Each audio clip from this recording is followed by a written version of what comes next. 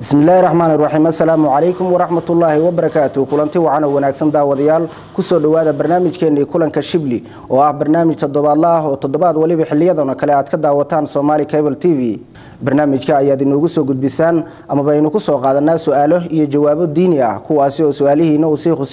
sheekhu si wanaagsan kaga jawaabo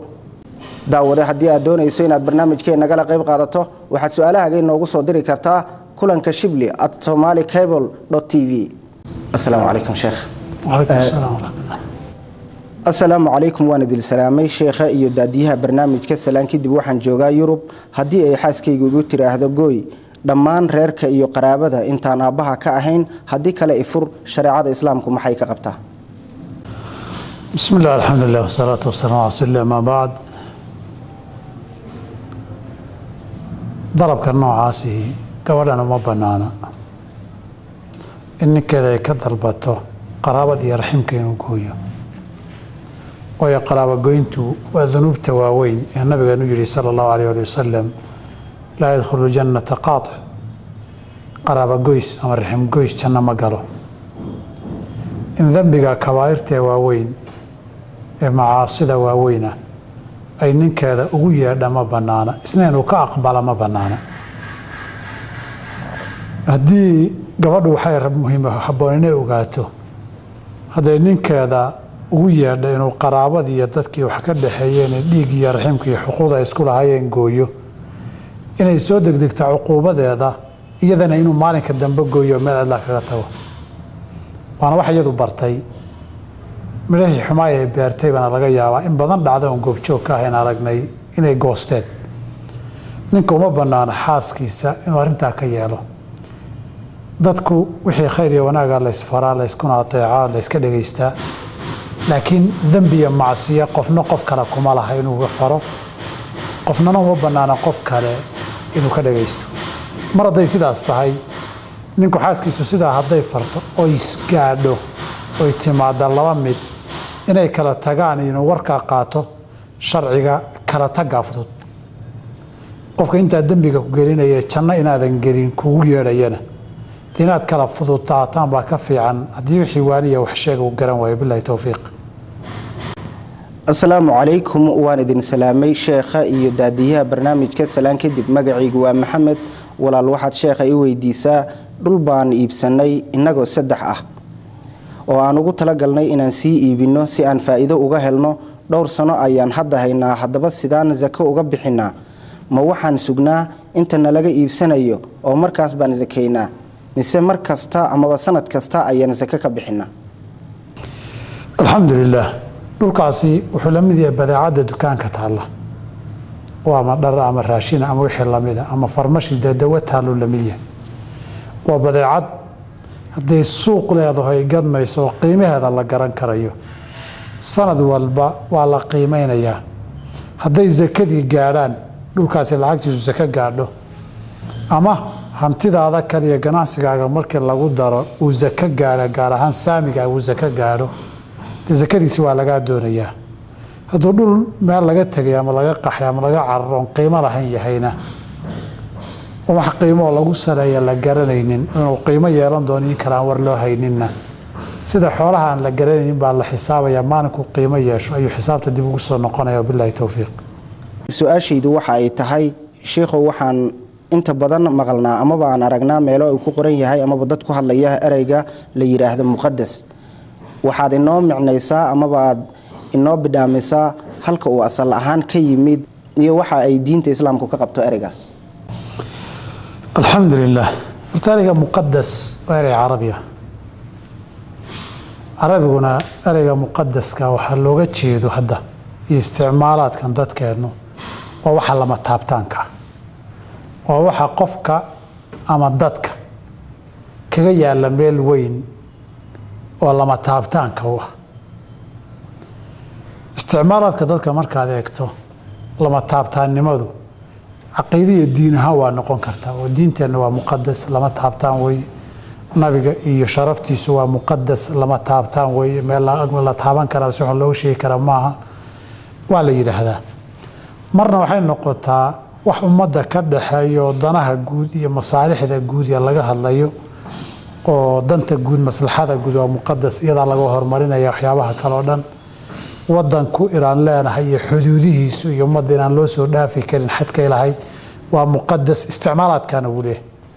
waxa kale oo marka qaarkood la isticmaalaa qofka shakhsiga ah aniga shakhsi ahaan abtirkayga iyo aabahay iyo reerkayga iyo ilmahayga iyo sharaftooda waa muqadas lama taabtaan way marka waxa marka la isku soo ururiyo muqadas isticmaalaadkeedu hadda waxay ka dhigan tahay wax qofka erayga isticmaalaya ama si gaar ah ama si guud isaga dad kale oo la wadaaga agtooda meel weyn ka jooga lama taabtaanna ka oo san u ogolayn wax lagu ciyaariyo wax la taabtay iyo wax si xun wax looga sheegay inuu salahayn intaas way wax looga jeedo diintu maxay ka qabtaa diintu de hal xukun ma laha waxay ku xiran tahay hadba waxan qofku waa muqadas uu leeyahay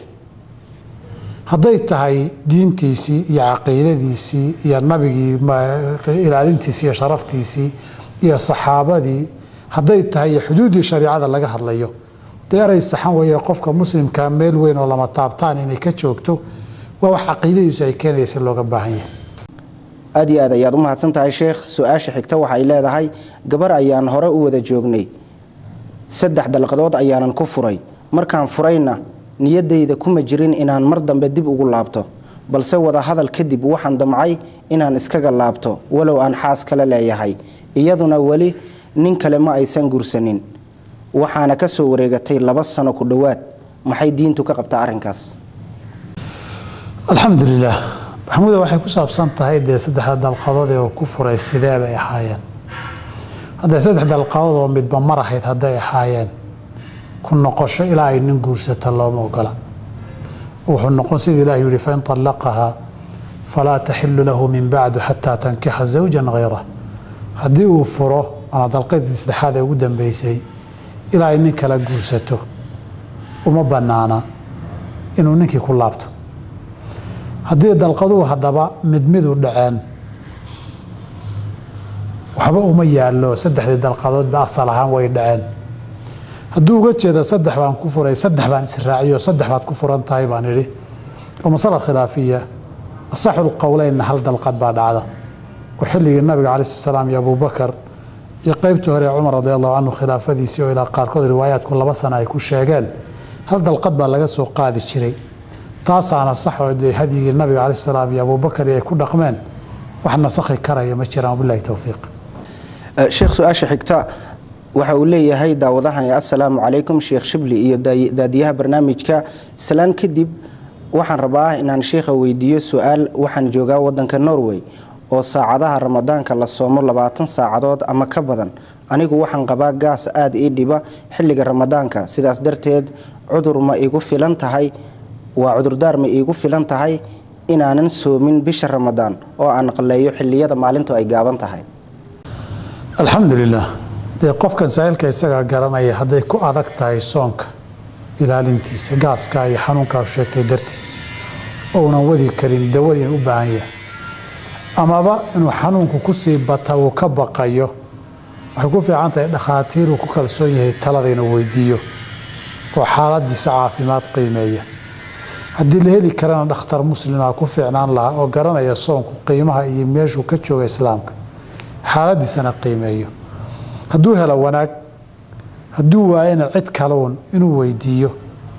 hadday isaga u soo baxda ama ubabwadi waayo waa furi karaa xilliga qaboobahay maalintu gaaban tahay inuu qalayn karo wabillahi tawfiiq السلام عليكم marka hore waxaan salaamayaa sheekheena weyn ilaahay ha xafidee sheekh maxamuud shibli iyo daadiyaha barnaamijka salaan kadib magacaygu waa Ibrahim waxaan sheekha weydiinayaa su'aal aan in muddo ah aqoon la'aan iga haysay marka ay iga timaado shahwada ragga ee dareenka taasi oo horu dhaca ah oo aan arki jirin inay tahay mid nijaaso ah oo dharka iga gaarta salaada ayaan ku dukan jiray in muddo ah kadib ayaan waxaan ogaaday in nijaaso ay tahay oo aan lagu dukan karin dharkii ay ka gaarto marka maxaan sameeyaa salaadihii aan ku dukaday aniga oo aan aqoon u lahayn alxamdulilah qofku wixii salaada la faheeda ama shuruudeeda sida tahaaradan ay ka mid ka yihiin hadday aqoon la'aan u geyso aqoon la'aan uga tago waqtina ka soo wareego un istighfaar ilaahi inuu weydiisto wixii qalad ee laga yaabo inuu ka dhacay ama isagu ka gaabiyey barashadeeda maahane qada laguma laha dadkii waxyaabo salaada jabiye sameeyey ama salaada si qalada u tukado arkaanteedii dayacay nabiga calaih salaam salaadii markii joogtay ee jahligu geeyay arkaanta dadkii dayacay unbuu kala hadlay laakiin salaadii hore soo qadaya ma dhihin sidii ninka almusii fii salaati marka ninkii wax qadaa laguma laha keliya istighfaarna ilaahay ha weydiisto dee qalad inuu ka dhaca laga yaabaa gaabis inta dambana ha ku dadaalo taana cashir ha ugu noqoto inuu axkaamtii tahaaradii iyo salaadii cibaadaadka barto inuu u baahan yahay billahi towfiiq assalaamu calaykum sheekha waxaan weydiinayaa marka aan salaada faradka ah dukado oo aan sunnada ku daro kadib ayaan waxaan sameeyaa sujuud hal mar ah taas oo aan duco ku akhristo kadibna waan baxaa sujuuddaas bidca miyaa sheekh mise waa la samayn karaa maxay diintu ka qabtaa alxamdulilah intaan garanaya anugu sujuudda keligeed la sujuudo ee shareecadeenna salka ku leh waa laba qaybood salaadaha marka laga soo tago sujuud tilaawa qur-aan aad aqriday oo meelihii sujuudda aad soo martay inaad sujuuddo sal bay leedahay sujuud leedahay sujuudu shukri oo ilaahay nicmo uu ku siiyey aad ugu shukrinayso ama niqmo iyo musiibi iyo bala uu kaa qaaday ama ku baalmariyey shukri munaasabadaa darteed aad ilaahay u shukrinaysa aad u sujuuddo sidii nabiyullaahi daawuud fakhara raakican wa anaab oo sujuudu shukri weeye culummadeenna iyo fuqaadeenna in badan oo ka mid ay yidhaahdeen labadaa waxaan ahayn oo sujuudoo joogtaa oo salli aniga garan maayo haddii qofku haddaba sujuud iska caadaysto hal sujuud oo keligeed oon tilaawana ahayn salaadna ahayn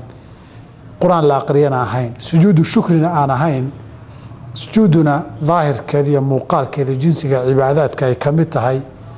qismulbidac bay gelaysaa wabilaahi towfiiq magacaygu waa cabdilfataax cabdulaahi saalax waxaan joogaa minnesota waxaan marka koobaad salaamayaa sheekha iyo daadiyaha barnaamijka salaan kadib sheekh wiil aan saaxiibo nahay ayaa wuxuu ciyaari jiray laadhuuda dhowr jeer ayay dad isku dagaaleen amaba isku khilaafeen kadibna maalin maalmaha ka mid ah ayay isku dagaaleen wiil markaas ayuu ka dhaartay inuu mar dambe aanu ciyaari doonin haddana maalmo kadib ayuu ku laabtay wiilkaasi sheekh maxaa ka waajibaya amaba ku waajibaya alxamdulilah waxaan filayaa su-aashu dhaartiisii uu jabiyey ka laabtay hadday tahay kafaaratu yamiin baa ku waajibaysa kafaara gudka dhaarta oo suuratulmaa-ida lagu sheegay fakafaaratu icaamu 10 masaakiina min awsati maa tucimuuna ahliikum aw kiswatuhum aw taxriiru raqaba inuu 10 miskiin qoodiyo ama 10 miskiin arad bixiyo aradbaxaasi waa dharay salaad ku tukan karaano rag hadduu yahayna ragga cawradii u asturaya dumar hadduu yahayna dumar cawradii u asturaya waxaan inta ahayna aradbix lama yidhaahdo hadduusan labadaa midna heli karin qoorna xoreeyana uusan heli karin fasiyaamu 3 ayaam 3 maalmood buu soomayaa taasaa kafaara gudkaasaa lagu yeelanayaa dhaartiisii uu jabiyey bilahi towfiiq assalaamu calaykum waan idin salaamay sheekh shibli iyo daadiyaha barnaamijka salaan kadib su-aashaydu waxa ay tahay waxaan hayaa aabbahay oo xanuunsan waxaanu qabaa 3 xaas oo ay hooyaday ku jirto marka waxaa aabbahay lagu leeyahay meherkoodii ee anigoo wiilkiisa ah ma ka bixin karaa meherkaasi alxamdulilah haa tatawucan iyo tabarucan waad uga bixin kartaa oo qof dayn lagu lahaa isagoo nool ama isagoo dhintay qof kale intuu damaanad ama kafaalad qaado wuu ka bixin karaa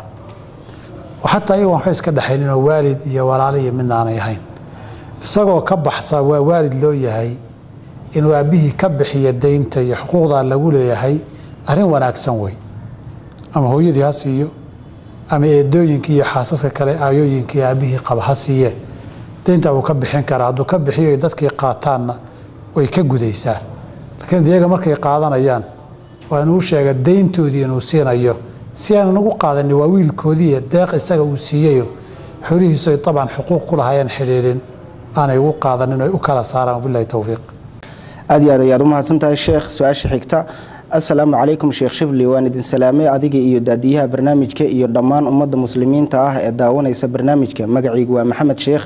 waxaa jiro in markii la yimaado qurbaha inta badan wadamada waxaa ka jiro qabow dadka tinta ayaa ka biibta amaba ka bida ayuu leeyahay daawadahani marka waxau leeyahay bidaar ayaa gasha qofka isagoo aada u da-yar. marka sheekh waxaa jiro daawooyin ka kooban shaambo iyo kaniini iyo kareen saliid iyo wixii la mid ah oo la isticmaalo si qofka timihiisu ay dib ugu soo laabtaan. ma isticmaali karaa daawadaas? alxamdulilah. horta waxa mudow badan da' baa lala dagaalamayaa. waagi hore inagu ciro caanood baa naqiinay oo looga jeeday ciro ka soo baxday qof aan da'deedii weli gaadhin. hadda waxaa ku soo biirtay bidaar caanood. dhalinyarada iyagoo yar yara unbay timihii buubayaan ay bidaar wada geli. timaha bidaarta qofkii ay gasho ama ha yaraado ama ha weynaado ama rag ha noqdo ama dumar ha noqdo, wixii ay isticmaal dawo timihii inay dib u soo baxaana dhibaato ma laha. laakiin tin kale in lagu beero oo timihii lagu dabo oo lagu waxeeyo taa weetaan loo ogolayn. waxa sharciga la diidaayey waa tagyiiru khalqi illaahi, wix ilaahay siduu abuuray in laga bedelo. laakiin timahan buubay dawo la qaatay oo sidoodii ku soo noqdaan oo waxaan sidii ilaahay u abuuray in lagu soo celiyo, sida sankii go-ay ee la kabanayay si saxaabiga Carfajaha radiyallahu anhu ardaahu intuu fidlada qalinka ku samaystay uu ka xumaaday nabigu dahab ka dhiga uu yiri sidii iliga jabay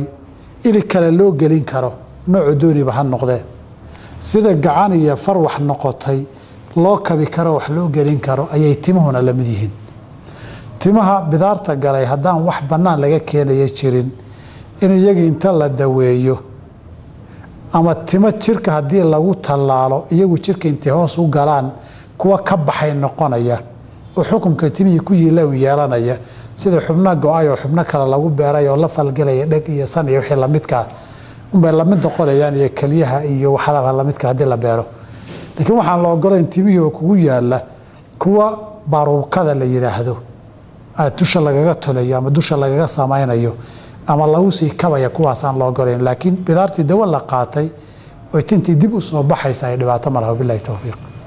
daawadaha xiga waxa uu leeyahay assalaamu calaykum, magacaygu waa ibnu maxamed, waxaan joogaa Netherland. waxaan rabaa inaan sheekha weydiiyo su-aal ah amaba ku saabsan ramadaanka. waxaan doonayaa xilli ramadaan ah inaan ka ambabaxo wadanka Netherland oo aan Sacuudiga aado si aan u soo cimraysto. waxaan doonayaa inaan soonkayga sii wato. diyaaradana waxay Netherland ka baxaysaa xilli galab casar ah.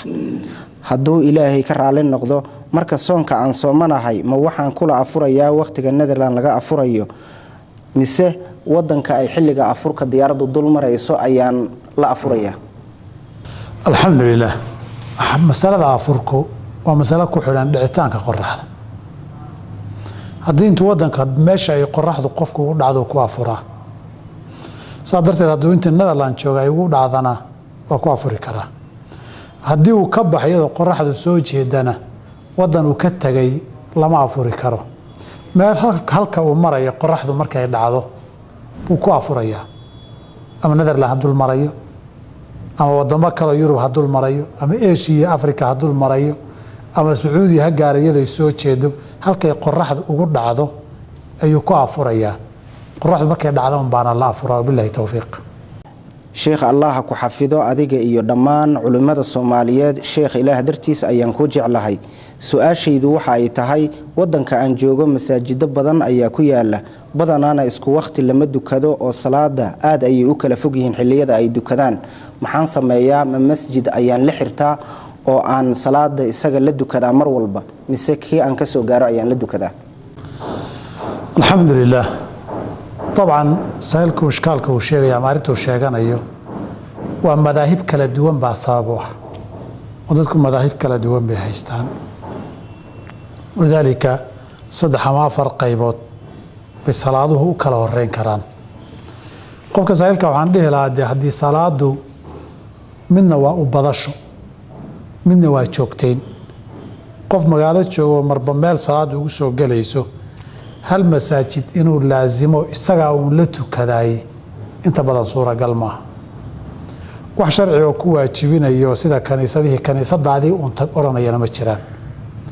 aaga ay salaadu ku qabatay hadduu jira masjidka uu isleeyahay waqtiga awalkiisii iyo horaantiisii buu tukanayaa, hadday u suuragashay ama intii suuragal u ah masjid sidaas ha la tukado. hadday kaa u suurageli weydo masjidkii uu jamaaco ka helayaba ha la tukado awalka waqtiga in la ilaaliyo waxaa ka mudan jamaacada ilaalinteeda iyo jamaacada tukashadeeda saa darteed waxaan ku dhiirigelin lahaa inta uu kari karo ay suuragal u tahay masjidka waqtiga awalkiisa ugu fadli badan ee waqti salaadu markay soo gashaba awalkeeda ka tukanaya inuu la tukado markay u suurageli weydana masjidkii uu haleelee jamaaco ka heli karaa iskala tukado billahi tawfiiq. asalaamu calaykum walaal waan idin salaamay salaan kadib ilaahay ajir ha idinka siiyo adeega aad ummadda u haysaan walaal waxaan rabaa inaad sheekha ii weydiiso waxaan ballannay gabar aan qabin muxrinna ii ahayn inaan gurigeeda ugu tago kadibna waxaan ka cabsaday inaan gurigeeda markii aan tago xaaraan aan ku dhaco sidaas darteed been ayaan u sheegay oo waxaan ku idhi gabadhaasi biri ayaan shaqo leeyahay marka beentaasi aan sheegay dembi maa liiga qorayaa shareecada islaamku maxay ka qabtaa? alxamdulilah dabcan haa beentaa dembi baa looga qoraya waayo kumunan qasbanayn beentaa inuu sheego way ka fududahay dembi ahaan haddii intuu tegi lahaa uu xaaraan ku dhici lahaa kanaa ka dembi yar laakiin dembigaana uma bannaanayn beentana kumunan qasbanayn waxaa ku fillayd inuu yidhahda walaala meel cidlaa isugu tegitaankeed diinteennu ma ogolo xaaraan wey haddii maanta uu shaqo taasaana uga fiicnayd iyadiina waanay u noqon lahayd oo wacdiga ajir buu ka heli lahaa hadda kadibna sheekadan hadday ku soo noqnoqoto beeno kale inuu sheego uma baahdeen oo marba hadduu yidhahda dee diintu ma ogola halkaas wuxuu noqon lahaa joogsi fiican oo gabadhii iskaga xakameeya cidlo inay isku arkaan ama gurigeeda ugu tago laakiin hadda been buu sheegay uusan ku qasbanayno waa dembi berrina haddana sidii baa imanaya muxuu samayn been kaluu sheegi waxaan dhihi lahaa saa'ilkan iyo dadka lamidka ihi marba haddaabad ilaahay ka cabsatay ood xaaraan ka cararayso waa khayr oo waa ku mahadsanta ilaahayna ha kugu sugo innagana xaqa ha inagu wada sugo laakiin waxaan dhihi lahaa warku run iyo ilkaba waa la caddeeyaaye waxaan adigana kaa daba imanaynin dembina aan kaa soo gaadhaynin wixii dembina aad ku dhacdana kaa soo afjaraya oo iridii kaa xidhaya sidan xalaal maaha diintana kuma bannaan inaad dhahda waay haddaad rabto meel cidlaa gaar inaan noqonno dee aan ismehersanno markaa kadib meeshaan rabnaba guri iyo hoteel iyo iskuul iyo meel dalxiisaba dee markaa waa idin wada bannaantahay dariiq sharciga meherka haddaad u martaan wabillahi towfiiq.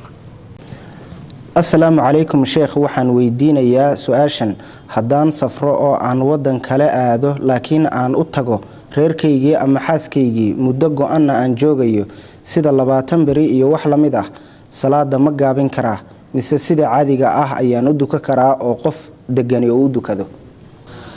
alxamdulilah nin reer u degan yahay gurigiisiina yimid isagii reerkuna ayna wada safarahay nin nagi oo muqiima waay saa darteed marduu reerkaagu degan yahay adiguna gurigaagii aad timid oo reerkaagu reer kula socdoo safar kula aynan ahayn musaafir ma tihidee qof muqiim oo degan baa tahay qofka muqiimka ee deganna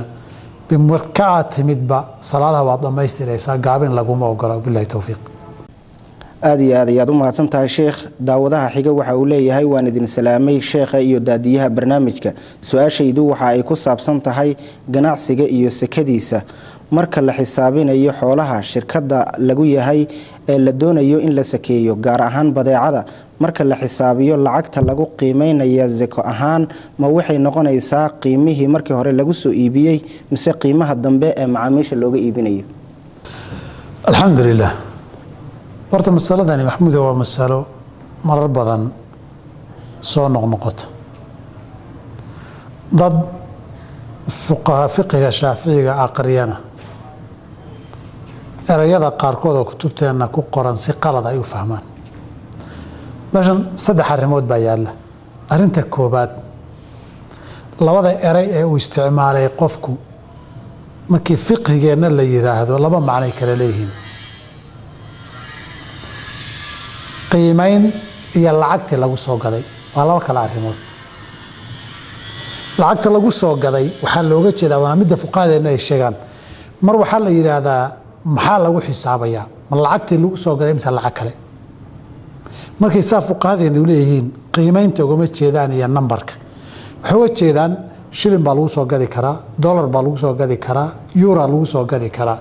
waagi hore dahab baa jiray, fidaa jirtay, fuluus kala duwan baa jirtay. marka marna jinsiga lacagta lagu qiimeynaya waa lacagtee.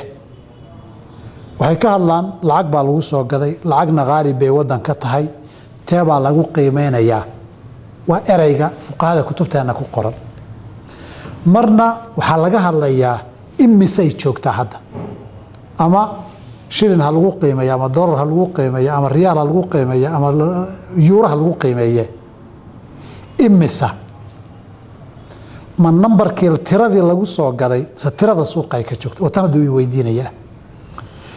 fuqahadeena iyo cala saxiixi xooluhu waxay xoolo ku yihiin hadda waxay gooyaan. qiimihii lagu soo gadayna khasaarana wuu dhici karaa, hoos way u dhici karaan. qof khasaaray in la yidhahda qiimo ayna xoolihiiba joogin ku saka bixina sax maaha. qof qiimo jaban kusoo gato qiimo badan xoolihii ay joogaan oo maanta alaabtan haddii laga gubo ama laga xado ama laga qaato ama laga jejebiyo waxbay xoolahaan ugu xisaabanta. shirkaduna waxbay u qiimaysan tahay qiimaha suuqoo laba noqon doona saan tilmaami doono insha allahu tacaala. waxna waa qiimahaas, waxna waa lacagta lagu soo gaday. markay fuqahadu yidhahdaan lacagtii lagu soo gaday baa lagu xisaabayaa, haddaan lacag qaaliba jirin qaarkoodna ku qaydaan,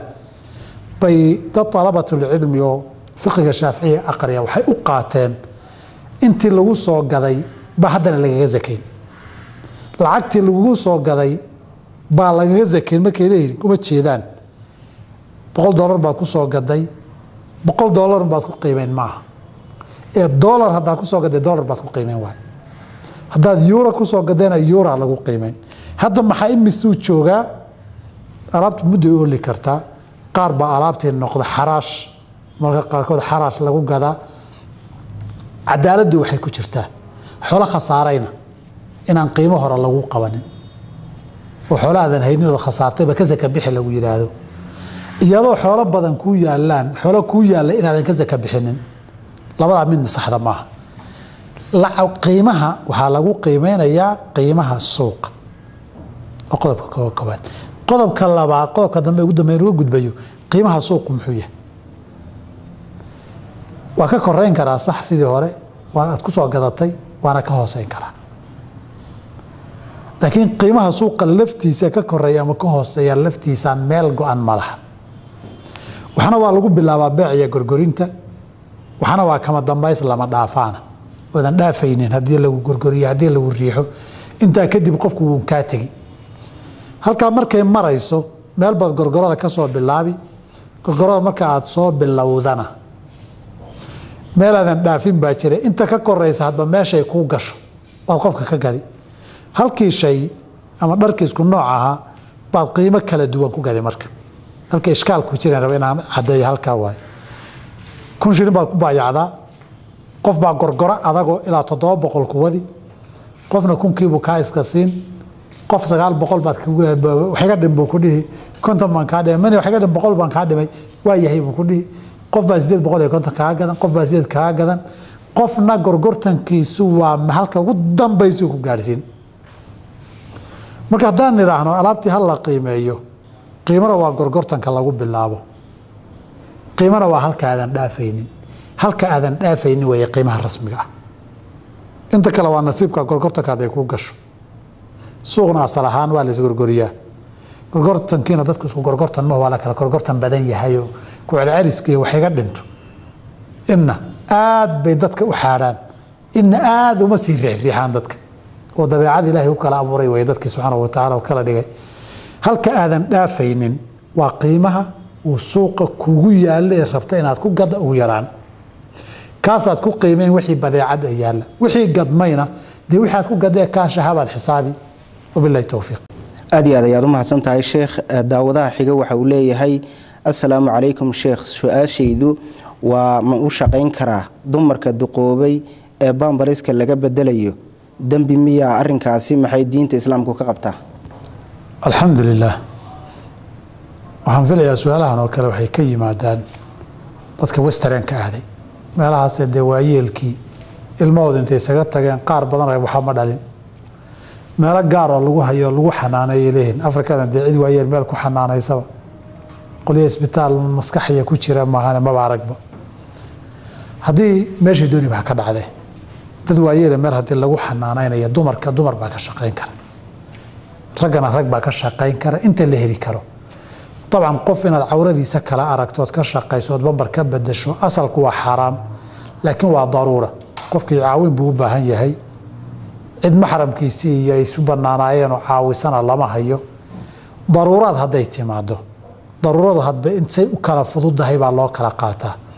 rag inay arkaan baa fudud dumarna dumar inay la macaamilaan baa fudud haddii inta la heli karo ragguna raggay ka shaqayn karaan dumarka dumar ka shaqayn karaan haddii la waayo dumar kaliya un baa la hayaa ama rag kaliya un baa la hayaa dee qadarkii ba daruuradii tii hore lagu baneeyey unbaa inta kalena usoo gudbayso weli qadarkeedii baa lagu guda jirayaa saa darteed waa laga shaqayn karaa markaas laakiin inta rag loo heli kara dumarna dumar la heli kara qolada kale kama shaqayn karaan wabillahi tawfiiq aad iyo aad ayaad u mahadsan tahay sheekh su-aasha ugu dambeysa waxay leedahay sheekh ma bannaan tahay in marka uu masjidka meher ka dhacayo masjidka gudihiisa lagu dhex mashxarado ama lagu elalaaso maxay diinta islaamku ka qabtaa alxamdulilah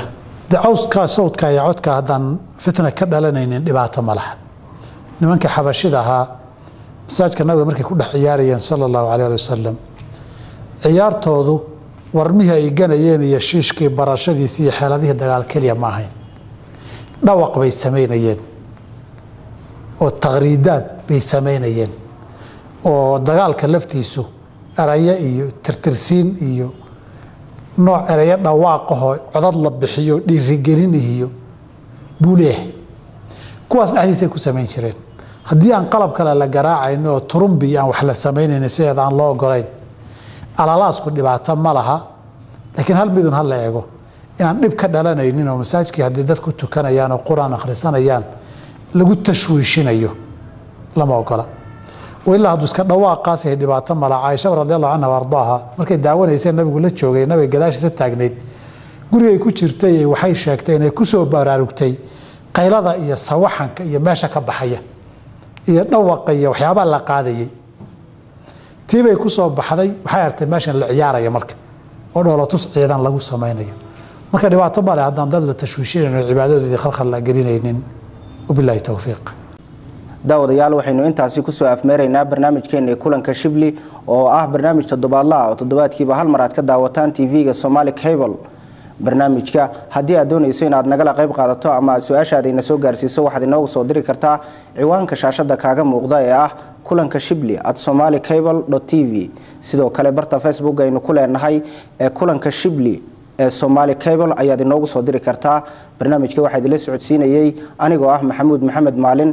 sheekh Maxamuud Maxamed Shibli ayaa igala qayb qaadanayay waad ku mahadsantihiin daawashadiina fiican oo gabadhii iskaga xakameeya cidlayna isku arkaan ama gurigeeda ugu tago laakiin hadda been buu sheegay uusan ku qasbanayn waa dembi berrina haddana sidii baa imanaya muxuu samayn been kaluu sheegi waxaan dhihi lahaa saa'ilkan iyo dadka lamidka ihi marba haddaabad ilaahay ka cabsatay ood xaaraan ka cararayso waa khayr oo waa ku mahadsanta ilaahayna ha kugu sugo innagana xaqa ha inagu wada sugo laakiin waxaan dhihi lahaa warku run iyo ilkaba waa la caddeeyaaye waxaan adigana kaa daba imanaynin dembina aan kaa soo gaadhaynin wixii dembina aad ku dhacdana kaa soo afjaraya oo iridii kaa xidhaya sidan xalaal maaha diintana kuma bannaan inaad dhahda waay haddaad rabta meel cidlaa gaar inaan noqonno dee aan ismehersanno markaa kadib meeshaan rabnaba guri iyo hoteel iyo iskuul iyo meel dalxiisaba dee markaa waa idin wada bannaantahay dariiq sharciga meherka haddaad u martaan wabillahi tawfiiq assalaamu calaykum sheekh waxaan weydiinayaa su-aashan haddaan safro oo aan waddan kale aado laakiin aan u tago reerkaygii ama xaaskaygii muddo go-anna aan joogayo sida 20 beri iyo wax la mid ah salaada ma gaabin karaa mise sida caadiga ah ayaan u duka karaa oo qof degani oo u dukado alxamdulilah nin reer u degan yahay gurigiisiina yimid isagii reerkuna ayna wada safar ahayn nin nagi oo muqiima waay saa darteed marduu reerkaagu degan yahay adiguna gurigaagii aad timid oo reerkaagu reer kula socdoo safar kula aynan ahayn musaafir ma tihidee qof muqiim oo degan baa tahay qofka muqiimka ee deganna marka aad timidba salaadaha waad dhammaystiraysaa gaabin laguma ogola billahi tawfiiq aad iyo aad ayaad u mahadsan tahay sheekh. daawadaha xiga waxa uu leeyahay waan idin salaamay sheekha iyo daadiyaha barnaamijka. su-aashaydu waxa ay ku saabsan tahay ganacsiga iyo sekadiisa. marka la xisaabinayo xoolaha shirkadda lagu yahay ee la doonayo in la sakeeyo, gaar ahaan badeecada, marka la xisaabiyo lacagta lagu qiimeynaya zako ahaan ma waxay noqonaysaa qiimihii markii hore lagu soo iibiyey mise qiimaha dambe ee macaamiisha looga iibinayo? alxamdulilah. horta masaladani maxmuuda waa masalo marar badan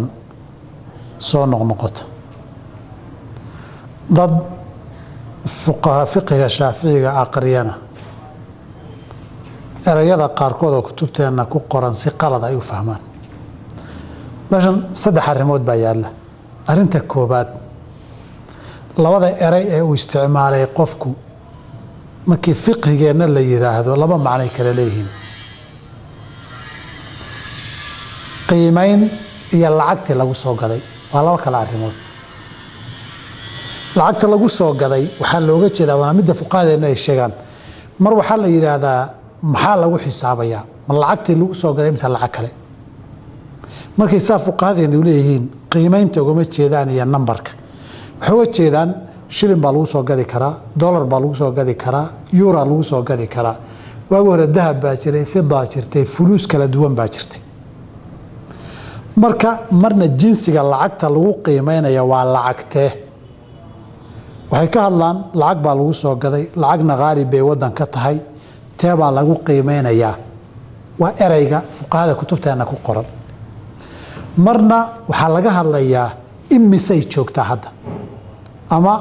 shilin ha lagu qiimeeya, ama dollar ha lagu qiimeeya, ama riyaal ha lagu qiimeeya, ama yuuro ha lagu qiimeeye. imisa ma nambarkii tiradii lagu soo gaday mise tirada suuqa ay ka joogto? watanadu way weydiinayaa. fuqahadeena iyo cala saxiixi xooluhu waxay xoolo ku yihiin hadda waxay gooyaan. qiimihii lagu soo gadayna khasaarana wuu dhici karaa, hoos way u dhici karaan. qof khasaaray in la yidhaahdo qiimo ayna xoolihiiba joogin ku saka bixina sax maaha. qof qiimo jaban kusoo gato qiimo badan xoolihii ay joogaan oo maanta alaabtan haddii laga gubo ama laga xado ama laga qaato ama laga jajabiyo waxba xoolahaan ugu xisaabanta. shirkaduna waxbay u qiimaysan tahay. qiimaha suuqoo laba noqon doona saan tilmaami doono insha allahu tacaala. waxna waa qiimahaas, waxna waa lacagta lagu soo gaday. markay fuqahadu yiraahdaan lacagtii lagu soo gaday baa lagu xisaabayaa haddaan lacag qaaliba jirin, qaarkoodna ku qaydaan, bay dad talabatul cilmi oo fiqiga shaaficiga aqriya waxay u qaateen intii lagu soo gaday baa haddana lagaga zakayn. lacagtii lagu soo gaday baa lagaga zakayn markay leeyihiin kuma jeedaan $100 baad ku soo gaday, $100 baad ku qiimeyn maaha. ee dollar haddaad ku soo gaday dollar baad ku qiimeyn waay. haddaad euro ku soo gadayna euro lagu qiimeyn. hadda maxaa imisuu joogaa? alaabta muddo u oli kartaa. qaar baa alaabtii noqda xaraash, marka qaarkood xaraash lagu gadaa. cadaaladdu waxay ku jirtaa xoolo khasaarayna inaan qiimo hore lagu qabanin oo xoolahaadan haynin oo khasaartayba ka saka bixi lagu yidhaahdo. iyadoo xoolo badan kuu yahayga iyo ilmahayga iyo sharaftooda waa muqadas lama taabtaan wey. marka waxaa markaa la isku soo ururiyo muqadas isticmaalaadkeedu hadda waxay ka dhigan tahay wax qofka ereyga isticmaalaya ama si gaara ama si guud isaga iyo dad kaloo la wadaaga agtooda meel weyn ka jooga lama taabtaanna ka ah. uusan u ogolayn wax lagu ciyaariyo, wax la taataabtay iyo wax si xun wax looga sheegay inuusan lahayn. intaas way wax looga jeedo. diintu maxay ka qabtaa? diintu dee hal xukun ma laha. waxay ku xidhan tahay hadba waxaan qofku waa muqadas uu leeyahay. hadday tahay diintiisii iyo caqiidadiisii iyo nabigii ilaalintiisii iyo sharaftiisii iyo saxaabadii, hadday tahay xuduuddii shariicada laga hadlayo, dee eray saxan weeye qofka muslimka meel weyn oo lama taabtaan inay ka joogto waa wax caqiidadiisu ay keenaysa looga baahan yahay. aad iyo aad ayaad u mahadsan tahay sheekh. su-aasha xigta waxay leedahay gabar ayaan hore u wada joognay, 3 dalqadood ayaanan ku furay. markaan furayna niyaddayda kuma jirin inaan mar dambe dib ugu laabto, balse wada hadal kadib waxaan damcay inaan iskaga laabto walow aan xaas kale leeyahay. iyaduna weli nin kale ma aysan guursanin, waxaana ka soo wareegatay 2 sano ku dhowaad. maxay diintu ka qabtaa arrinkaas? الحمد لله محمود waxay ku saabsan tahay saddex dalqadood oo ku furay sidee bay ahaayeen hadda saddex dalqadood oo midba mar ahayd haday ahaayeen ku noqosho ilaa ay nin guursato looma ogola wuxuu noqon sidii Ilaahay yiri fa in talaqaha fala tahillu lahu min ba'du hatta tankiha zawjan ghayra hadii uu furo ana dalqadii saddexaad ee ugu dambeysay ilaa ay nin kala guursato uma banaana inuu ninkii ku laabto haddii dalqaduhu haddaba mid u dhaceen waxba uma yaallo saddexdii dalqadood ba asal ahaan way dhaceen hadduu uga jeeda saddex baan ku furay saddex baan israaciyo saddex baad ku furan tahay baan idhi oo masala khilaafiya asaxul qowleyn hal dalqad baa dhacda oo xilligii nabiga calayhi salaam iyo abubakar iyo qaybtii hore cumar radiyallahu anhu khilaafadiisii oo ilaa qaarkood riwaayaadku 2 sano ay ku sheegeen hal dalqad baa laga soo qaadi jiray taasaana sax oo hadiyii nabiga calayhi salaam iyo abubakar ay ku dhaqmeen wax nasakhi karaya ma jiraan billahi tawfiiq sheekh su'aasha xigta waxa uu leeyahay daawadahani assalaamu calaykum sheekh shibli iyo daadiyaha barnaamijka salaan kadib waxaan rabaa inaan sheekha weydiiyo su'aal waxaan joogaa wadanka Norway oo saacadaha ramadaanka la soomo 20 saacadood ama ka badan anigu waxaan qabaa gaas aad ii dhiba xilliga ramadaanka sidaas darteed cudur ma igu filan tahay waa cudurdaar ma igu filan tahay inaanan soomin bisha ramadaan oo aan qaleeyo xilliyada maalintu ay gaaban tahay alxamdulillah qofkan saa'ilka isaga garanaya haday ku adag tahay soonka ilaalintiisa gaaska iyo xanuunka sheegtay dartii oo una wadi karin dawadii u baahan yahay amaba inuu xanuunku ku sii bata uu ka baqayo waxa ku fiican tahay dhakhaatiir ku kalsoon yahay talada inuu weydiiyo oo xaaladiisa caafimaad qiimeeya haddii la heli karana dhakhtar muslima ku fiicnaan lahaa oo garanaya soonku qiimaha iyo meeshuu ka jooga islaamka xaaladiisana qiimeeyo hadduu helo wanaag hadduu waayana cid kaloon inuu weydiiyo hadday isaga u soo baxda ama wadi waayo waa furi karaa xilliga qaboobahay maalintu gaaban tahay inuu qalayn karaa billahi tawfiiq assalaamu calaykum marka hore waxaan salaamayaa sheekheena weyn ilaahay ha xafidee sheekh maxamuud shibli iyo daadiyaha barnaamijka salaan kadib magacaygu waa Ibraahim waxaan sheekha weydiinayaa su'aal aan in muddo ah aqoon la'aan iga haysay marka ay iga timaado shahwada ragga ee dareenka taasi oo horu dhaca ah oo aan arki jirin inay tahay mid nijaaso ah oo dharka iga gaarta salaada ayaan ku dukan jiray in muddo ah kadib ayaan waxaan ogaaday in nijaaso ay tahay oo aan lagu dukan karin dharkii ay ka gaarto marka maxaan sameeyaa salaadihii aan ku dukaday aniga oo aan aqoon u lahayn alxamdulillah qofku wixii salaada la faheeda ama shuruudeeda sida tahaaradan ay ka mid ka yihiin haday aqoon laan u geyso aqoon laan uga tago waqtina ka soo wareego un istighfaar ilaahi inuu weydiisto wixii qalad ee laga yaabo inuu ka dhacay ama isagu ka gaabiyay barashadeeda maahane qada laguma laha dadkii waxyaabo salaada jabiye sameeyay ama salaada si qalada u tukado arkaanteedii dayacay nabi cali salaam salaadii markii joogtay jahli ugu geeyay arkaanta dadkii dayacay buu kala hadlay laakiin salaadii hore soo qadaya ma dhihin sidii kaal musiifi salaati marka ninkii wax qada laguma laha kaliya istighfaar ilaahi ha weydiisto ee qalad inuu ka dhaca laga yaaba gaabis inta damana ku dadaalo taana 10 ugu noqoto inuu ahkaamtii tahaaradii salaadii cibaadaadka barto inuu u baahan yahay billahi tawfiiq assalaamu calaykum sheekha waxaan weydiinayaa marka aan salaada faradka ah dukado oo aan sunnada ku daro kadib ayaan waxaan sameeyaa sujuud hal mar ah taas oo aan duco ku akhristo kadibna waan baxaa sujuudaas bidca miyaa sheekh mise waa la sameyn karaa maxay diintu ka qabtaa alxamdulillah intaan garanayaan uu sujuuda kaliya la sujuudo shariicadeena salka ku leh waa laba qaybood salaadaha marka laga soo tago sujuud tilaawa quraan aad aqriday oo meelihii sujuuda aad soo martay inaad sujuudo salbay leedahay sujuud leedahay sujuudu shukri oo ilaahay nicmo uu ku siiyay aad ugu shukrinayso ama niqmo iyo musiibo iyo bala uu ka qaaday ama ku baal mariyay shukri munaasabada darteed aad ilaahay u shukrinayso aad u sujuudo si nabiyullaahi daawud fakharra raakican wa anaab وسجود الشكر وهي علماء أن فقهاء أن بدر كمية يراهدين labadaa waxaan ahaynoo sujuudoo joogta ah oo salli aniga garan maayo. haddii qofku uu haddaba sujuud iska caadaysto hal sujuud oo keligeed oon tilaawana ahayn, salaadna ahayn, qur-aan la aqriyana ahayn, sujuudu shukrina aan ahayn, sujuuduna daahirkeeda iyo muuqaalkeeda jinsiga cibaadaadka ay ka mid tahay qismulbidac bay gelaysaa. wabilaahi towfiiq. magacaygu waa cabdilfataax cabdulaahi saalax, waxaan joogaa minnesota. waxaan marka koobaad salaamayaa sheekha iyo daadiyaha barnaamijka. salaan kadib, sheekh wiil aan saaxiibo nahay ayaa wuxuu ciyaari jiray laadhuuda. dhowr jeer ayay dad isku dagaaleen amaba isku khilaafeen, kadibna maalin maalmaha ka mid ah ayay isku dagaaleen wiil. markaas ayuu ka dhaartay inuu mar dambe aanu ciyaari doonin. haddana maalmo kadib ayuu ku laabtay. wiilkaasi sheekh maxaa ka waajibaya amaba ku waajibaya? alxamdulilah, waxaan filayaa su-aashu dhaartiisii uu jabiye ka laabtay hadday tahay kafaaratu yamiin baa ku waajibaysa, kafaara gudka dhaarta oo suuratulmaa-ida lagu sheegay.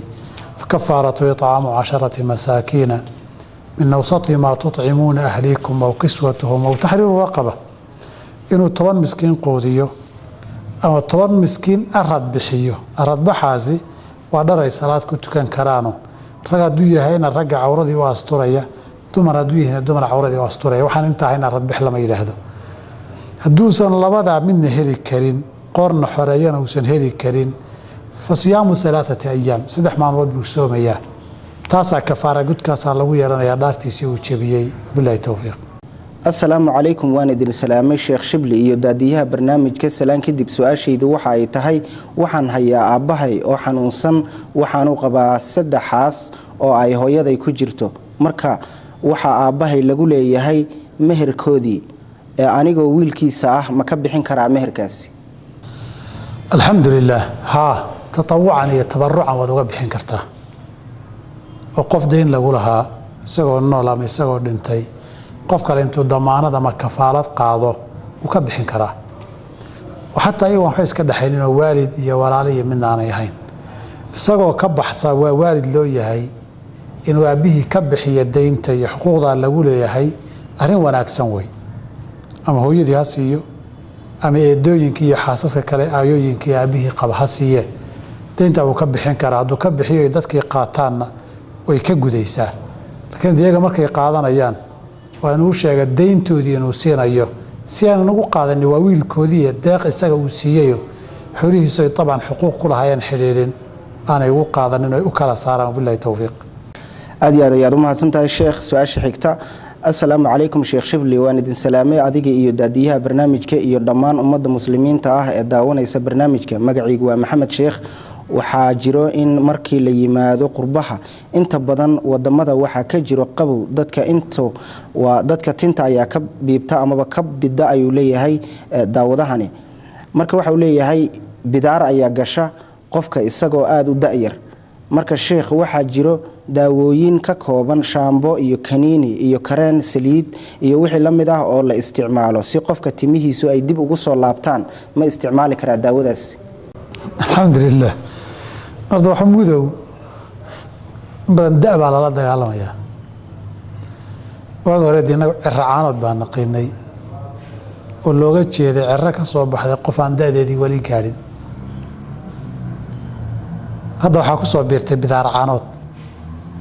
dhallinyaradii iyagoo yar yara unbay timihii buubayaan ay bidaar wada geli. timaha bidaarta qofkii ay gasho ama ha yaraado ama ha weynaado, ama rag ha noqdo ama dumar ha noqdo, wixii ay isticmaal dawo timihii inay dib u soo baxaana dhibaato ma laha.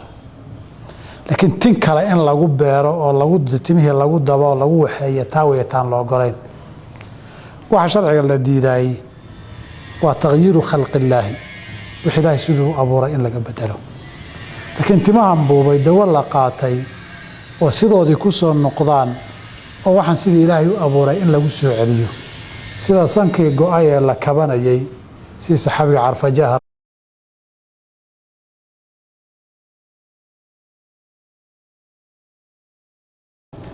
بسم الله الرحمن الرحيم السلام عليكم ورحمة الله وبركاته كلنتي وعنا وناكسن داوديال كسو دوادا برنامج كيني كلنك شبلي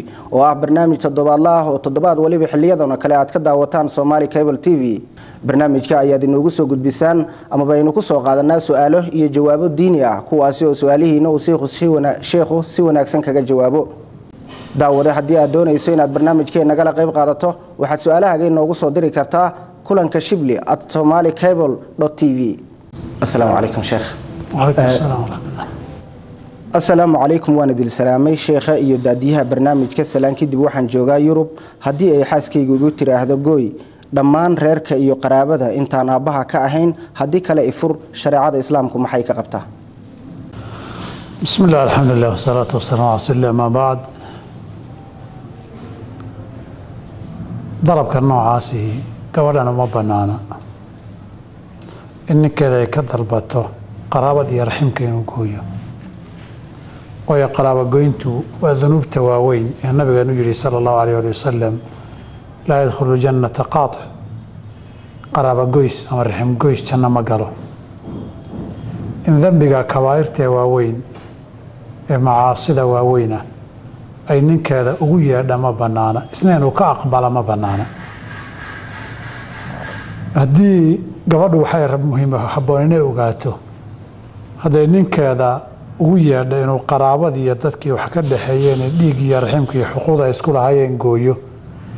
inay soo degdegto cuquubadeeda iyadana inuu maalinka dambe gooyo meel cidla kaga tago waana wax iyadu bartay midhahii xumaay ay beertay baana laga yaabaa in badan dhacda oon goobjoog ka ahayn aragnay inay goosteen ninka uma banaana xaaskiisa inuu arrintaa ka yeelo dadku wixii khayr iyo wanaaga la isfaraa la iskuna ateeca la iska dhageystaa laakiin dambi iyo macsiyo qofna qof kale kuma laha inuu faro qofnana uma banaana qof kale inuu ka dhageysto mar hadday sidaas tahay ninku xaaskiisu sidaa hadday farto oo isgaadho oy timaada laba mid inay kala tagaan inuu warkaa qaato sharciga kala tagaa fudud qofka intaa dembiga ku gelinaya janno inaadan gelin kugu yeedhayana inaad kala fududaataan baa ka fiican haddii wixii waaniya wax sheega uu garan waayo billahi tawfiiq السلام عليكم وانا دين سلامي شيخة iyo daadiyaha barnaamijka salaan kadib magacaygu waa maxamed walaal waxaad sheekha i weydiisaa dhul baan iibsanay inagoo saddex ah oo aan ugu talagalnay inaan sii iibino si aan faa'iido uga helno dhowr sano ayaan hadda haynaa haddaba sidaan zako uga bixinaa ma waxaan sugnaa inta nalaga iibsanayo oo markaas baan zakaynaa mise mar kasta amaba sanad kasta ayaan zaka ka bixinaa alxamdulilah dhulkaasi wuxuu la mid yahay badeecadda dukaanka taalla waa ama dhar ama raashin ama wixii lamida ama farmashi dawa taallo la mid yahay waa badeecad hadday suuq leedahay gadmayso oo qiimaheeda la garan karayo sanad walba waa la qiimeynayaa hadday zakadii gaadhaan dhulkaasi lacagtiisu zaka gaadho ama hantidaada kaliya ganacsigaaga markii lagu daro uu zaka gaadho gaar ahaan saamiga uu zaka gaadho zakadiisi waa lagaa doonayaa hadduu dhul meel laga tegay ama laga qaxay ama laga cararo oon qiimo lahayn yahayna wax qiimoo lagu sareeya la garanaynin inuu qiimo yeelan doono in kalaan war loo hayninna sida xoolaha aan la garanaynin baa la xisaabayaa maalinkuu qiimo yeesho ayuu xisaabta dib ugu soo noqonaya billahi tawfiiq su-aashaydu waxa ay tahay sheekhow waxaan inta badan maqalnaa amaba aan aragnaa meelo uu ku qoran yahay amaba dad ku hadlaya ereyga la yiraahdo muqaddas waxaad inoo micnaysaa amaba aad inoo bidhaamisaa halka uu asal ahaan ka yimid iyo waxa ay diinta islaamku ka qabto ereygaas alxamdulilah horta ereyga muqadas waa erey carabiya carabiguna ereyga muqadaska waxaa looga jeedo hadda iyo isticmaalaadkan dadkeennu waa waxa lama taabtaanka waa waxa qofka ama dadka kaga yaalla meel weyn oo lama taabtaanka u ah isticmaalaadka dadka markaad eegto lama taabtaannimadu caqiide iyo diin ahaan waa noqon kartaa oo diinteenna waa muqadas lama taabtaan weye nabiga iyo sharaftiisu waa muqadas lama taabtaan weye meel la taaban karaa si xun looga sheegi kara maaha waa la yidhaahdaa marna waxay noqotaa wax ummadda ka dhaxeeyo danaha guud iyo masaalixda guud ee laga hadlayo oo danta guud maslaxada guud waa muqadas iyada laga hormarinaya waxyaabaha kale oo dhan wadanku Iran leenahay iyo xuduudihiisu iyo ummadda inaan loo soo dhaafi karin xadka ilahay waa muqadas isticmaalaadkana uu leeyahay waxa kale oo marka qaarkood la isticmaalaa qofka shakhsiga ah aniga shakhsi ahaan abtirkayga iyo aabahay iyo reerka radiyallahu anhu wardaahu intuu fidlada qalinka ku samaystay uu ka xumaaday nagu dahab ka dhiga uu yiri sidii iliga jabay ilig kale loo gelin karo nooc dooniba ha noqdee sida gacan iyo far wax noqotay loo kabi karo wax loo gelin karo ayay timuhuna la mid yihiin timaha bidaarta galay haddaan wax bannaan laga keenaya jirin in iyagii inta la daweeyo ama timo jirka haddii lagu tallaalo iyagu jirka intay hoos u galaan kuwa ka baxay noqonaya oo xukunka timihii ku yiila u yeelanaya sida xubno go'ay oo xubno kale lagu beeray oo la falgalaya dhag iyo san iyo wixii la midka unbay la mid noqonayaan iyo kaliyaha iyo waxyaalaha la midka haddii la beero laakiin waxaan la ogolayn timihii oo kugu yaala kuwa baruukada la yiraahdo dusha lagaga tolayo ama dusha lagaga samaynayo ama lagu sii kabaya kuwaas aan la ogolayn laakiin bidaartii dawa la qaatay oo tintii dib u soo baxaysa ay dhibaato malaha billahi tawfiiq daawadaha xiga waxa uu leeyahay assalaamu calaykum magacaygu waa ibnu maxamed waxaan joogaa Netherland waxaan rabaa inaan sheekha weydiiyo su'aal ah ama ku saabsan ramadaanka waxaan doonayaa xilli ramadaan ah inaan ka ambabaxo wadanka Netherland oo aan Sacuudiga aado si aan u soo cimreysto waxaan doonayaa inaan soonkayga sii wato diyaaradana waxay Netherland ka baxaysaa xilli galab casar ah hadduu ilaahay ka raali noqdo marka soonka aan soomanahay ma waxaan kula afurayaa waqtiga Netherland laga afurayo mise wadanka ay xilliga afurka diyaaraddu dul marayso ayaan la afurayaa alxamdulilah masalada afurku waa mas'alo ku xidhan dhicitaanka qorraxda haddii intuu wadanka meesha ay qorraxdu qofku u dhacdo ku afuraa sadarteed hadduu inta Netherland jooga ay ugu dhacdana waa ku afuri karaa haddii uu ka baxyo qorraxdu soo jeedana wadan uu ka tagay lama afuri karo meel halka uu marayo qorraxdu markay dhacdo uu ku afurayaa ama Netherland hadul marayo ama wadamo kale Yurub hadul marayo ama Asia Afrika hadul marayo ama Sacuudi ha gaarayada soo jeedo halkay qorraxdu ugu dhacdo ayuu ku afurayaa qorraxdu markay dhacdo baana la afuraa billahi tawfiiq sheekh Allah ku xafido adiga iyo dhammaan culimada Soomaaliyeed sheekh Ilaah dartiis ayaan ku jeclahay su'aashaydu waxa ay tahay wadanka aan joogo masaajid badan ayaa ku yaala badanaana isku waqti lama dukado oo salaada aad ay u kala fog yihiin xilliyada ay dukadaan maxaan sameeyaa ma masjid ayaan la xirtaa oo aan salaada isaga la dukadaa mar walba mise kii aan ka soo gaaro ayaan la dukadaa alxamdulilah طبعا سائلك وشكالك وشيغي عمارته وشيغانيو ومذاهب كلا دوان بأصابوه ودادكم مذاهب كلا دوان بهايستان ولذلك صدح ما فرق قيبوت بصلاته كلا ورين كران قولك سائلك وعن له لادي هدي صلاته منا وبضشو منا وشوكتين قف مقالات شو مربمال صلاته وسو قليسو هل مساجد إنه لازمه إستقع ولته كذاي أنت بدل صورة قلمة وحشرعي وكوا تشبين أيوه سيدا كنيسة دي كنيسة دادي وأنت أرانا ينمشران أجاي صلاة دكوا قبطي هدوش جرا مسجد كوسلي هي وقت أول كيسية هران تيسيبو تكنيا هذا صورة قاش أيام أنت صورة قالوا مسجد سيدا سهلته كذا هذا كاو صورة جري ويدو مسجد كو جماعة كهلا يبهلته كذا أول كوقت إن لا إلاليه وحكم مدن جماعة إلالين هذه جماعة تكشرية صدرت عن كل رجالين لها أنت وكاري كارو أي صورة قالوا تهاي مسجد كوقت أول كيساء وفد للبضان الوقت صلاة ما كيسوق قشابة أول كذا كتكرية إن ولا تكذو مركز صورة قالي وإذا مسجد كيو حلالة جماعة كهري كلا إسكالة تكذو بالله توفيق السلام عليكم walaal waan idin salaamay salaan kadib ilaahay ajir ha idin ka siiyo adeega aad ummadda u haysaan walaal waxaan rabaa inaad sheekha ii weydiiso waxaan ballanay gabar aan qabin